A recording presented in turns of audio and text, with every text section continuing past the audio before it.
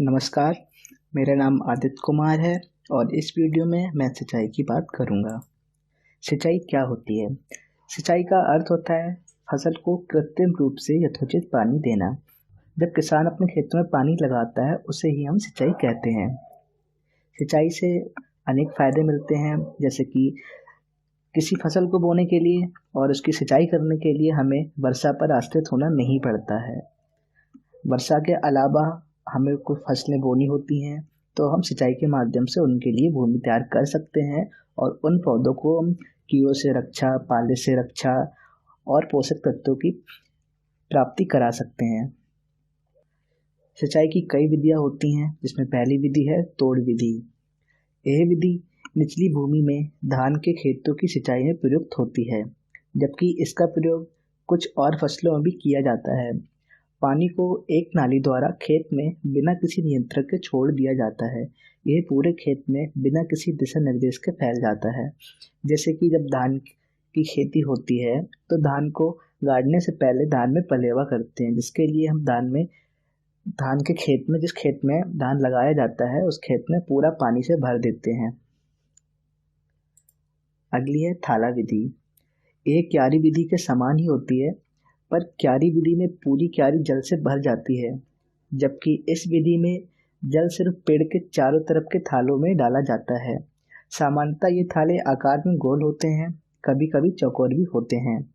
जब पेड़ छोटे होते हैं तो थाले भी छोटे होते हैं और इनका आकार पेड़ की उम्र के साथ बढ़ता है। ये थाली सिंचाई की नाली से जुड़े रहते हैं। अगला है क्यारी विधि। यह सतह की सिंचाई विधियों की सबसे आम विधि है। इस विधि में खेत छोटी छोटी क्यारियों में बांट दिया जाता है, जिनके चारों तरफ छोटी मेड़ें बना दी जाती हैं। पानी मुख्यतः नाली से खेत की एक के बाद एक नाली में डाला जाता है। खेत की हर नाली क्यारियों की 2 पंक्तियों को पानी की पूर्ति करती है। यह विधि उन खेतों में प्रयोग की जाती है जो आकार में बड़े होते हैं और पूरे खेत का समतलीकरण एक समस्या है। इस विधि को अपनाने के लिए खेत का समतल होना बहुत जरूरी है। अगला है ड्रिप सिंचाई।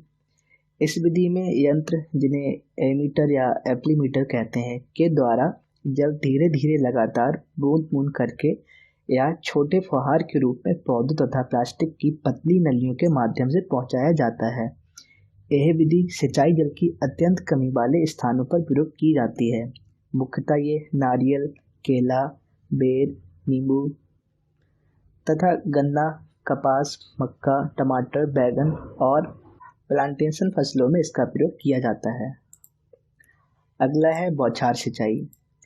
इस विधि में स्रोत में पानी दबाव के साथ खेत तक ले जाया जाता है और स्वचालित छिड़काव यंत्र द्वारा पूरे खेत में बौछार द्वारा वर्षा की बूंदों की तरह छिड़का जाता है। इसे ओवरहेड सिंचाई भी कहते हैं।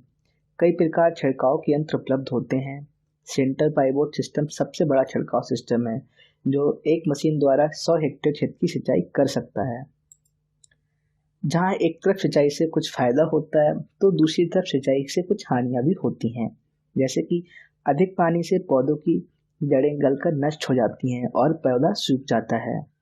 कम सिंचाई से भी पौधे नष्ट हो जाते हैं, क्योंकि आवश्यकता अनुसार जल ना मिलने से उनकी जड़ें भोजन को पौधों तक नहीं पहुंचा पाती और पौधा मुरझाकर सूख जाते हैं। इसलिए पौधों को उनकी आवश्यकता के अनुसार ही जल देना चाहिए। Thank you.